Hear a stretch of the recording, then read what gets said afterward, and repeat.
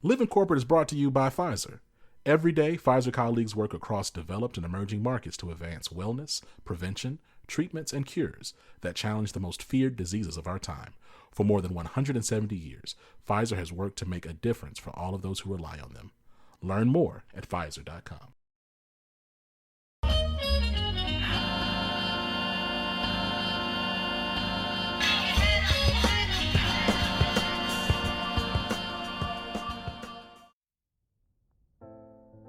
Hello, everybody, and welcome back to the Clarity Podcast, where you'll not only get the insight to help you transition your career, but we'll have raw, unfiltered conversations about equity and access in corporate America. I'm your host, Tristan Layfield of Career Clarity Solutions, formerly Layfield Resume Consulting, and today I had the honor of having Julia Rock on the podcast today. So, Julia Rock is a career and leadership development coach who has helped hundreds of ambitious Black and people of color professionals break through career plateaus to secure six-figure salaries and fulfilling job opportunities. She's also a certified professional resume writer and certified employment interview professional. Through her company, Rock Career Development, she now helps Black and people of color transitioning basketball players. Through her company, Rock Career Development, she now helps Black and people of color who are transitioning basketball players at the professional and collegiate level translate their existing skills into high-paying, in-demand careers. Julia has been featured in several major publications, including Fortune, Business Insider, and Exo Nicole. So I want you all to help me welcome Julia Rock to the show. Hello, my friend. Hey there, how are you doing? Thanks so much for having me. Thank you for coming on, man. It's been a while since we've been able to chat. It's been a minute, man. I mean, the living corporate link up access point days, man. We got to run it back one time, man. Yeah. We gotta run it back. That was like in the thick of the pandemic too, when we were doing pandemic. that stuff. So we was in a house. We wasn't like half in and half out. We was in the house, quarantined up. In the house. Yes, absolutely. So I appreciate you joining me on the podcast today. And so, for those who don't know, you've been doing this work for a while. You and I have, been following each other on all the platforms, seeing what each other are doing, and all the growth we've made since then. And you've made sort of I don't want to call it a pivot, but you found sort of a lane that I think is incredibly interesting that we're going to get into today. And it's really helping athletes trying to transition from their sport into industry. And I think that's something that we don't talk about enough here. So we're going to definitely dive into that because I think you got some good info to give the folks. Okay? Absolutely. Let's talk about it. Let's talk about it. Okay. So, but one of the things that we know, no matter if you're an athlete trying to find a job or you just, one of us regular folk trying to find a job, we need to know what's going on in the job market. So from your perspective, what is the state of the job market right now? If you had to say the state of the job market right now is blank, what would that be? Interesting. I would say. Okay. I would say it's interesting. I mean, because there's so many people talking about the sky is falling because of all the layoffs in the tech space. And yes, that's not great, but it's very similar to the to COVID era, pandemic era, where you have companies that are still hiring and they still have needs, right? So the question is, so it's not, the sky isn't falling for everybody. And even in the tech space, people that I know that are connected in cybersecurity, I was having a conversation last week and they said, Julia, we need people. We need qualified cybersecurity professionals, and I'm having a hard time finding them. So that's why I say it's interesting, because if you're on social media, everyone's trying to tell you, listen, ain't no jobs. You're never going to get hired. You're going to be hired. You ain't going to get a job for 6 months. And it's like, that's not really what's happening. It depends on the industry. It depends on the lane. It depends on the certifications you have, your career interests. So I definitely say it's really an interesting time right now. Yeah, I totally agree. It's been interesting because I always ask every single one of my guests what the state of the job market is, and the answers have varied so much because the other thing that's been happening is the state of job market's just been in constant flux since the pandemic started. It's been up, it's been down, it's sort of been in the middle, it's been great, it's been terrible, like it's Right. all over the place, and so we're constantly having to shift and adjust as career development professionals, figuring out what's going on. How do we best sort of, advise our clients on how to move? Because I agree with you. It really depends on where you are in the market, the type of roles that you're looking for, the industries that you're in, on whether the job market is looking great for you or the job market's not looking too hot. Right? Exactly. So given that sort of nuance here, right? Mm-hmm. What tips would you have for people who are trying to find a job right now in this sort of interesting market? Yeah, so the first thing I would say is, especially if you are just got laid off or something like that, this is the perfect time for you to get clear on what it is that you want to do, because this may be an unexpected blessing or silver lining, right? Like you may not have really liked your job in the first place. Yes, it was a steady paycheck, but you were maybe on the fence about it. So now is the time to get some clarity. And then also in parallel, don't just get clear on that, but see if it's paying, right? Because part of the thing of like following your interests and following your passion, that's nonsense because you can't take passion to the bank. I'm tired of people saying it. So it's about looking at what your interests are, but then also looking at where is there an opportunity for me to get paid in that space. And something else that's so critical, if they don't listen to anything else I say, use your network. Use your network. Please, oh God, use your network. Because people, they were trying to be out here on the struggle. I'm going to try to apply and I'm going to use Twitter and I'm going to use all these things, and that's fine.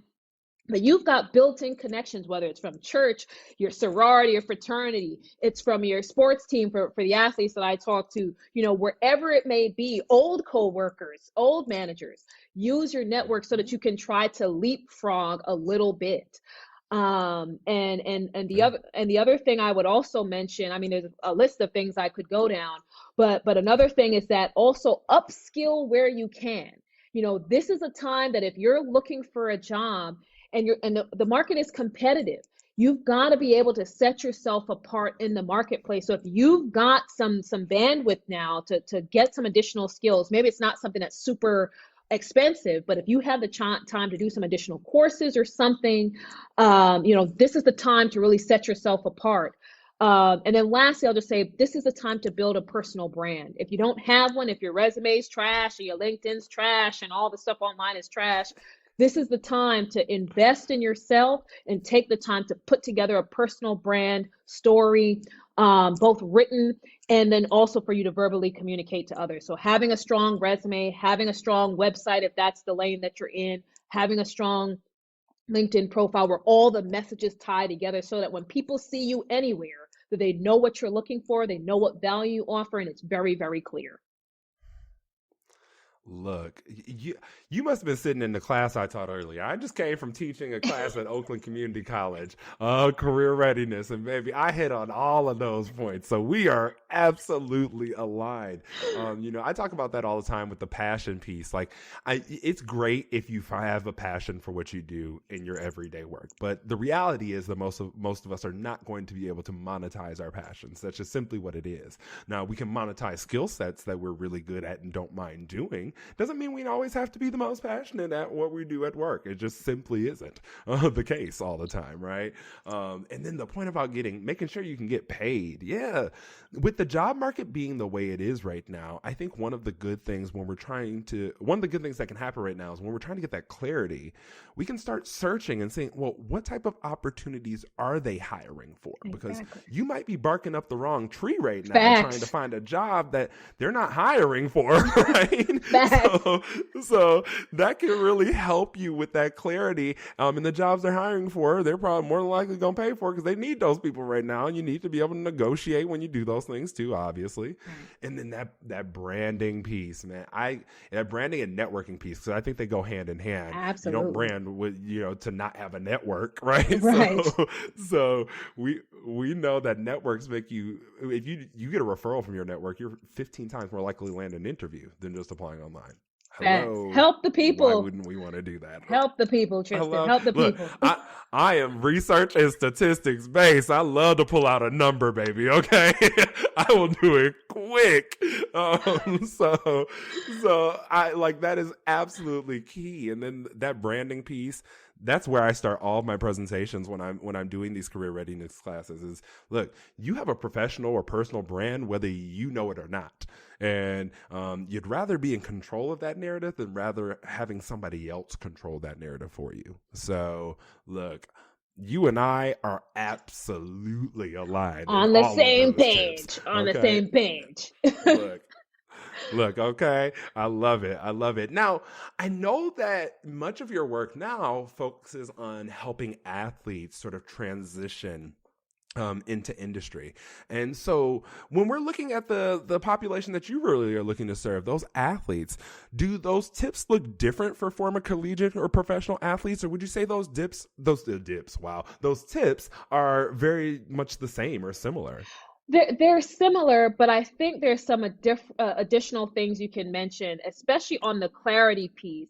Because for people who have worked in the professional space, it may be easier for them to kind of suss out the different types of things that they're interested in. But if you've only played sports, it may take you a little bit more time to really unearth, well, what is it that I want to what is it that I want to do? And it may be that you just end up saying, hey, I'm going to try something.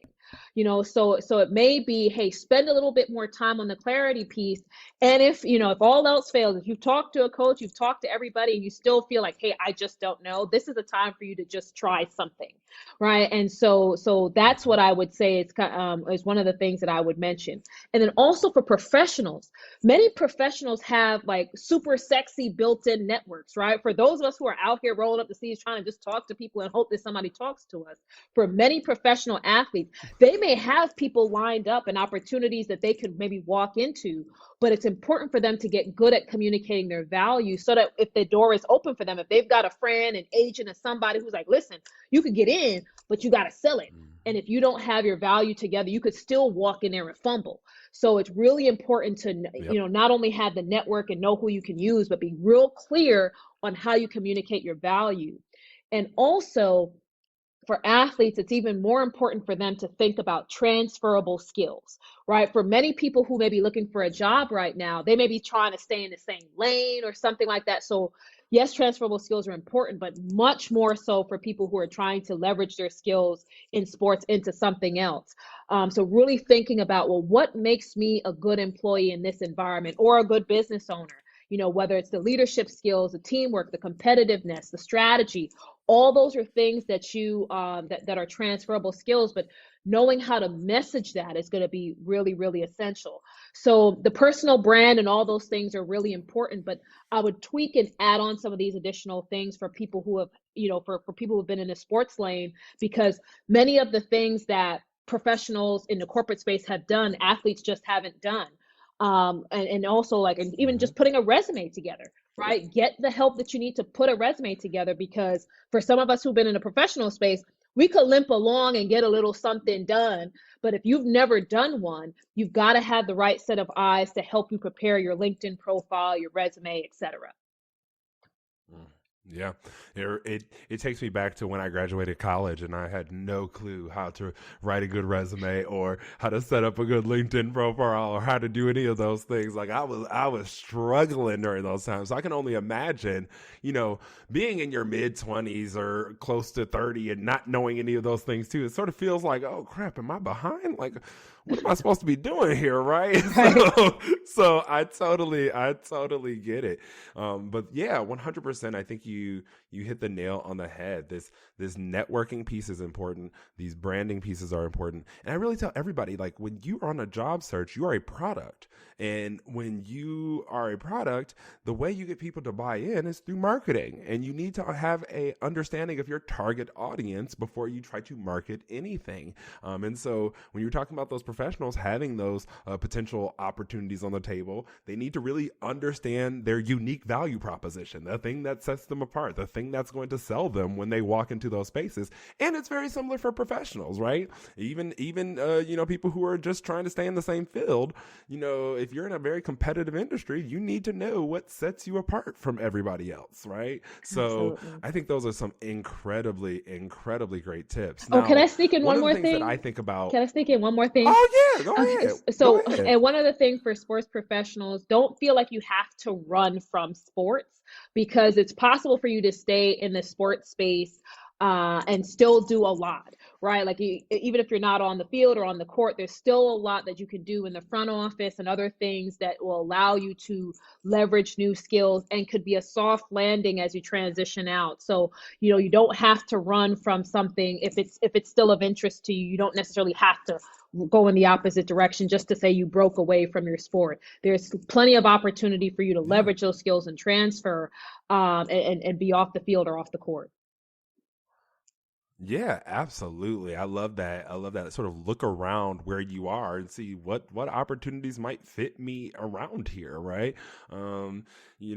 There's lots of people who've been in sports that have gone into the front office and have done really well, who've become agents sometimes and do really well. Yep.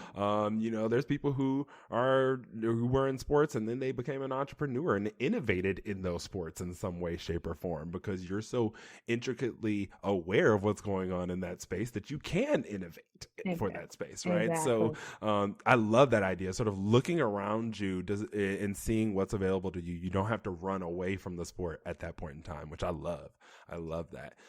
Now, one of the things that's happening all around us, whether that's in sports, whether that's in industry, or whatever the case may be, is Gen Z's creeping into the corporate space, and Gen Z's creeping up into the sports space, and they're the ones that are coming up on that common age that sports people start to get on the edge of retirement, because Gen Z's hitting those mid 20s, right? Yeah. The top of Gen Z is right. They're hitting the mid 20s. I know a lot of people in the sports realm, they tend to retire around in their 30s. So when we think about Gen Z talent, I don't know if you've worked with any athletes specifically from that generation just yet, but what do you think recruiters might need to know about attracting and retaining Gen Z talent, specifically ones who play or played sports? What do you think recruiters need to know about those people that are looking for roles? I think there's a couple of things to pay attention to. One, it's the traditional way of recruiting or whatever will attract, think about millennials or before, those things just won't work. They have different interests, they have different things that are important to them. And so when you're trying to attract them, the messaging has to be different. Yes, the money is important, but what else, right? What is it that you're offering them that will allow them to be balanced, that will allow them to have the life that they want to live? The biggest difference that I've seen with Gen Zers versus kind of, historical groups in terms of the workplace is that they have more an interest as to what is this workplace going to do for me? Where is the value that I can get? What's the balance for me in my life? I'm not here to just be a workhorse, right? And so that's one of the Mm-hmm. biggest things. It's like, how are you going to position this opportunity that will sell the, hey, this is what you're getting out of it, and this is how things will work for your life.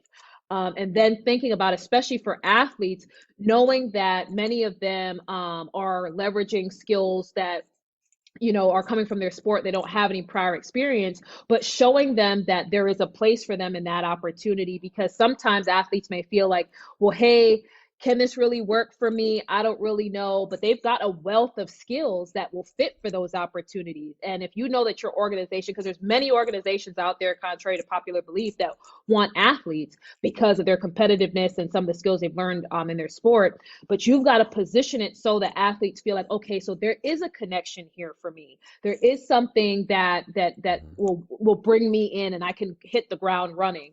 And so it's really about finding that balance for the Gen Zers, making sure they feel like they're getting something out of it, but also, like I said, for athletes, making sure that you're positioning it in such a way that it's like, hey, there is a place for you. We do want you here, and here's what we think you can bring to the table. And like I said, I feel like in past generations is like, if you build it, they will come, right? And hey, we've got a job, we're paying you some money, so come on in. And I feel like we're done with that in the marketplace, I feel like.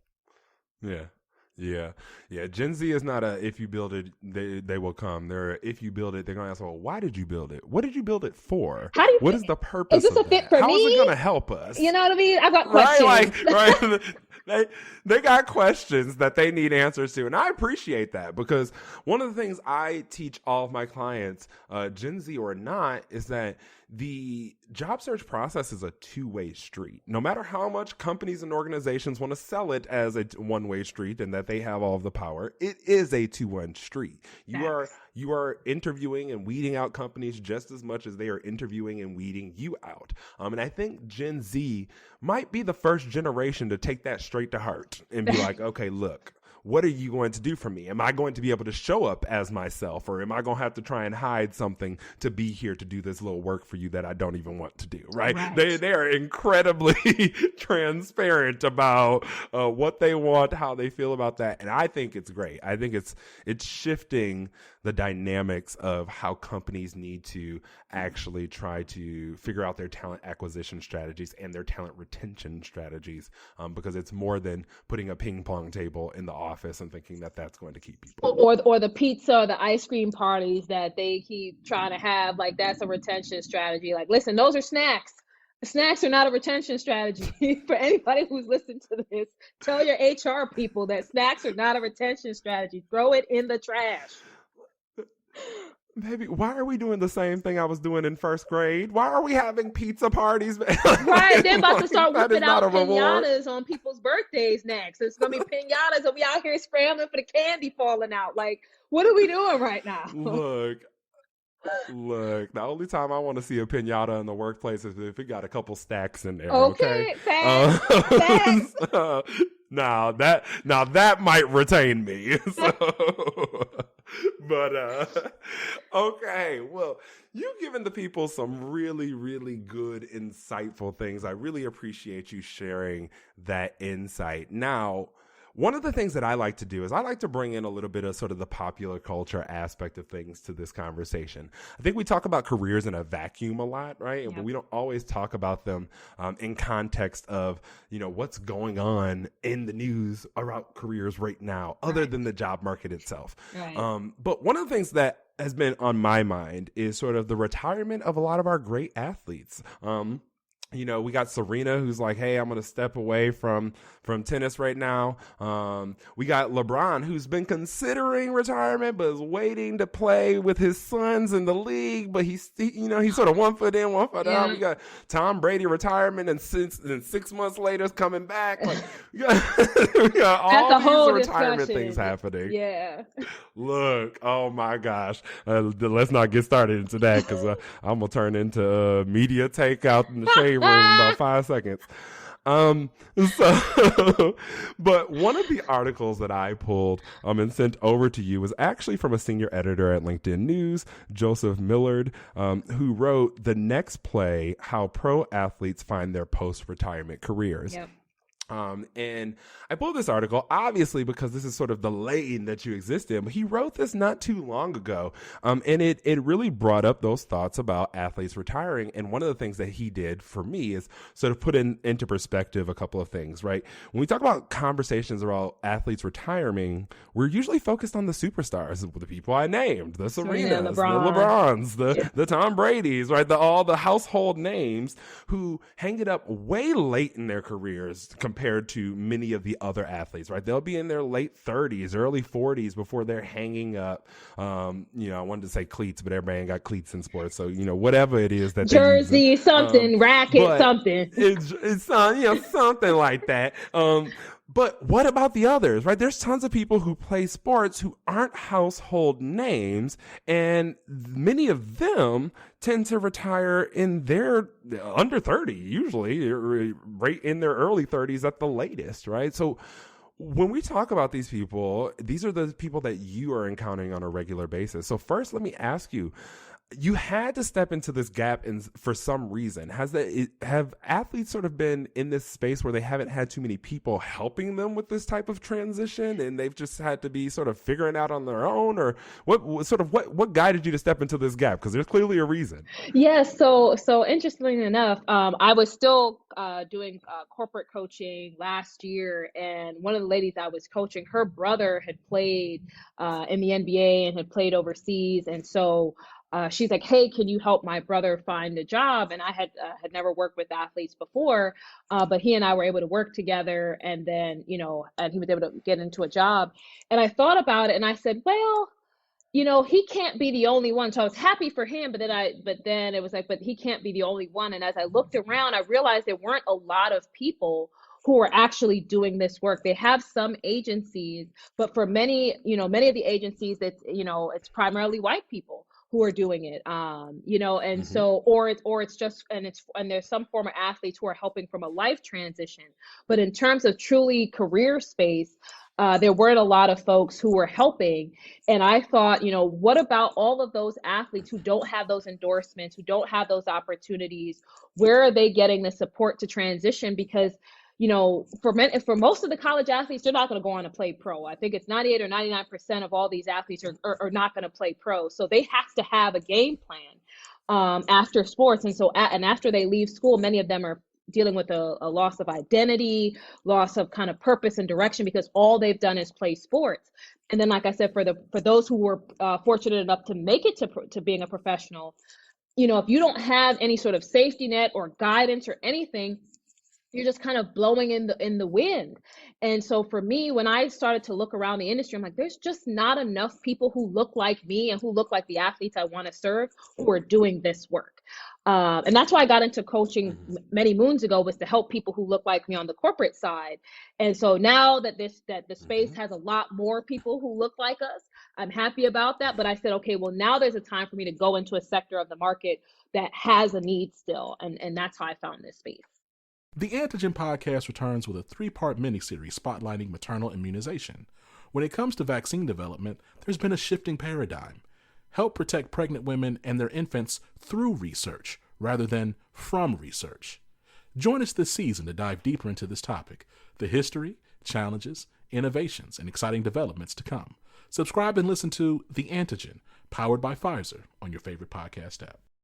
I love that. You and I both sort of have similar missions. That's exactly why I started my business, was to help Black and brown professionals really throughout their careers. And so now sort of, I agree with you, we're getting a lot more Black and brown people in the career development space. So now sort of niching down to that, I think was really smart, really, really, really smart, especially because when I was looking in the article, it said something like professional sports leagues and unions have begun to take a more active role in helping players find their next career. And it says the NFL, for example, offers career development resources and training in areas like entrepreneurship, broadcasting, and public speaking.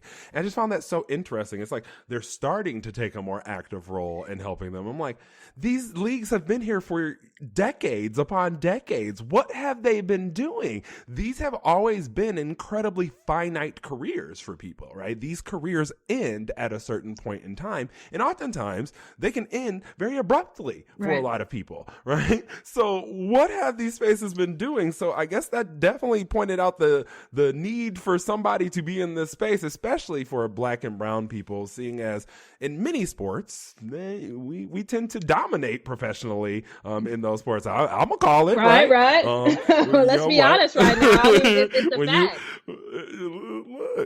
Look, unless we're talking about tennis or golf or hockey or something, beyond those two, or hockey, right? Beyond those three, we tend to dominate in many of those. Black and brown people tend to dominate in many of those. So I think that's a really smart thing. Now, when I was reading this article, and you mentioned it actually, it sounds like a lot of athletes have this situation where they've been spending so much time with their sport that the thought of leaving the sport hasn't even been able to be fully realized in their brain in any way, shape, or form. So they haven't been able to plan or even think about what they want to do. And so many of them have this identity crisis. Who am I outside of football? Who am I outside of basketball? Right. Who am I outside of tennis? Whatever the case may be. And so when we're thinking about that, have you had any clients that are in that space, and sort of what are some of the things you encourage them to do when they find themselves in that identity crisis space?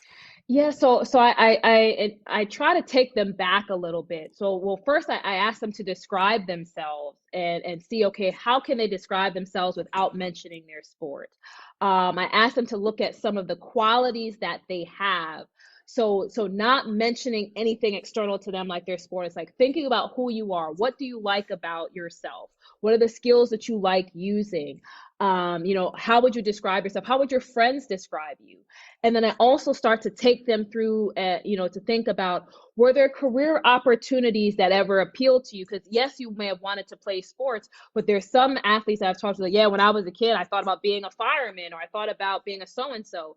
And it may not be that that's the career path for you, but it may be that there was something about that career path that stood out to you that we could then try to start to unearth a little bit more.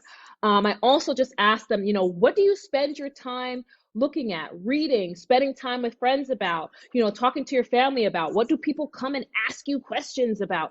Starting to really think about, where are there different threads to pull on?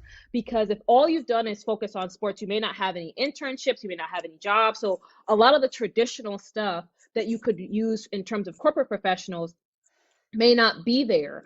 Also, especially if I'm dealing with like collegiate level or somebody who's kind of just fresh out of college, it's thinking back to the courses that they may have done. And were there courses that stood out, things that were interesting to you? Were there projects that were interesting to you, while you're in that collegiate space? Because again, you're looking for those threads and then you can start to walk down the path a little bit. But that's really, so it's a lot of discovery and kind of digging work that you have to do. Yeah, but I think for them, it's rewarding because that's reflection that they haven't had time to do because they're just playing, they're training, they're planning, they're trying to keep their body in shape. They don't have that time for reflection and self-evaluation and self-discovery. And so that's kind of the path that I help them through.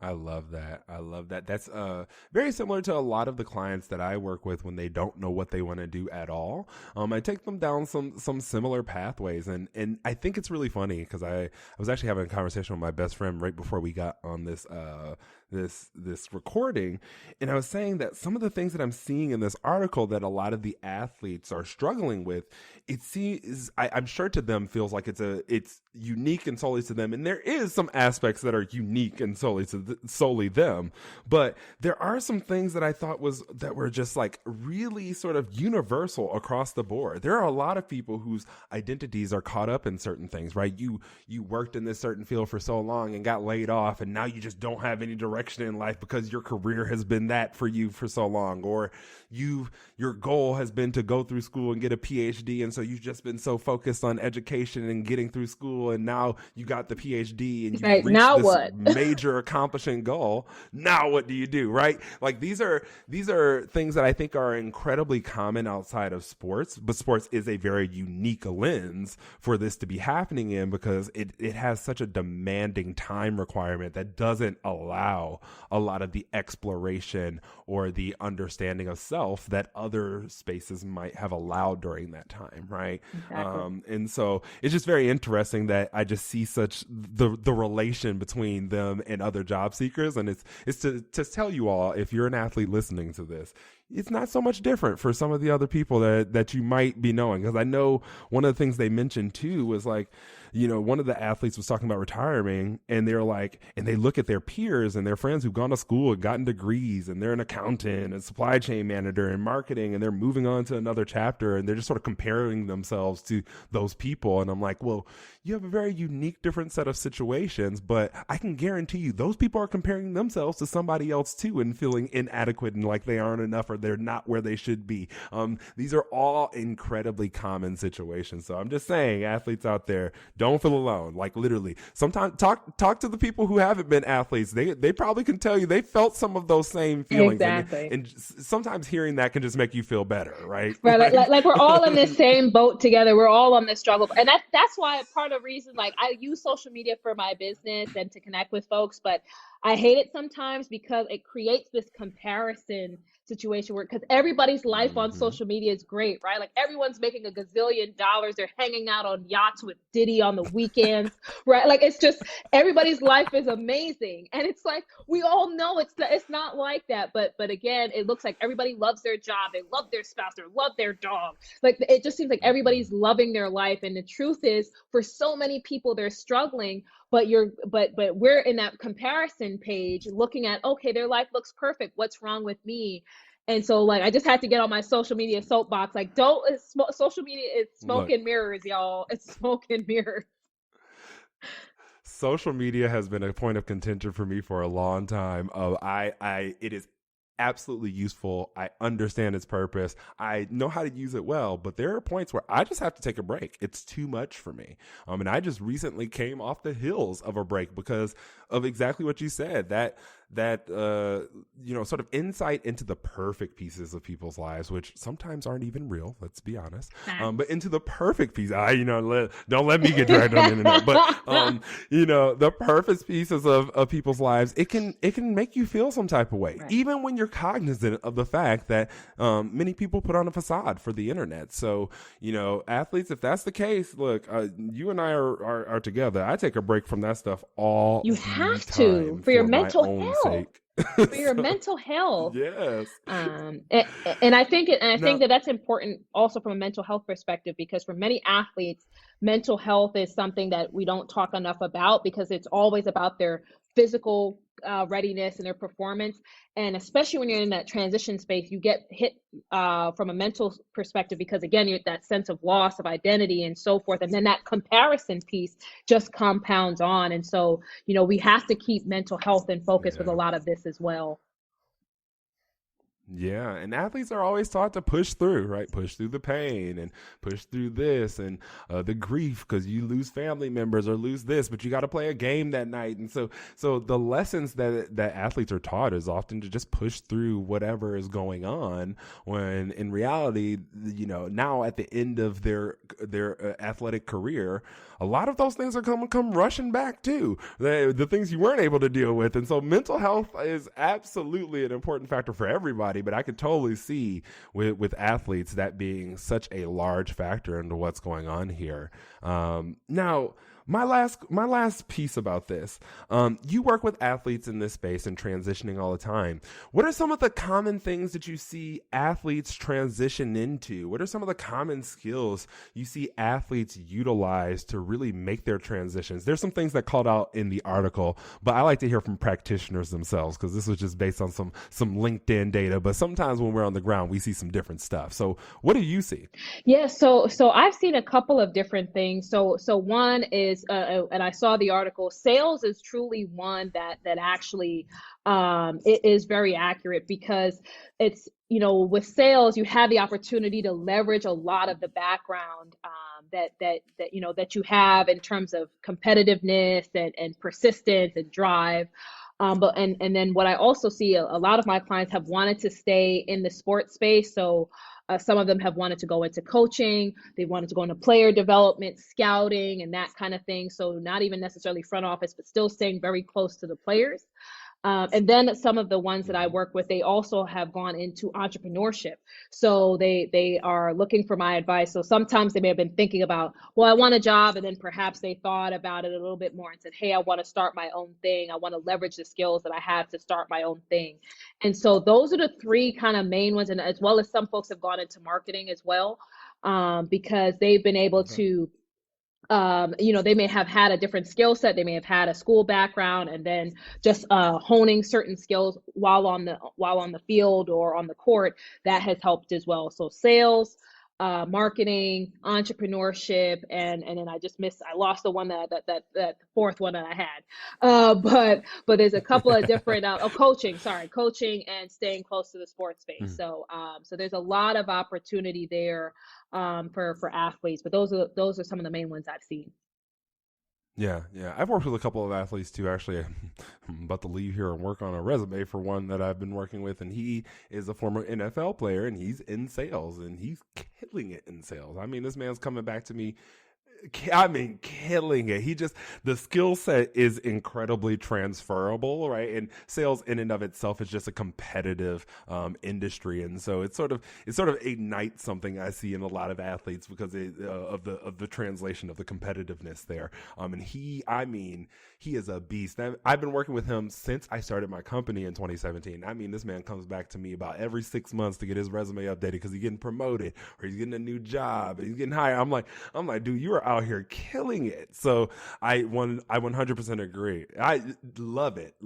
But I 100% agree. Any athletes that I've worked with have sort of been in those same buckets that you called out. And that actually is in alignment with the data that LinkedIn's economic graph showed. They said sales professional, sports coach / instructor, owner and founder. Those are the top three next plays for athletes when they transition out of their sports. So, my friend, I could talk to you about this all day. I think, those things that have a finite ending that require a transition, we don't talk about those enough. And I think you're doing some really great work. We all hear about Black and brown athletes being taken advantage of in a lot of these spaces and not having the help that they need. And so I think that you're doing a great service. So thank you for doing that. I really love this sort of slant, this way that you're going here. And I'm definitely going to keep up with what's going on because as we see more and more Black professional athletes retiring,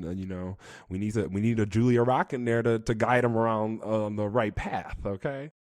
Okay, my friend. So I hear that you have a little piece of literature coming out that you helped co-author. So tell us a little bit about what you have coming out and when it is going to come out.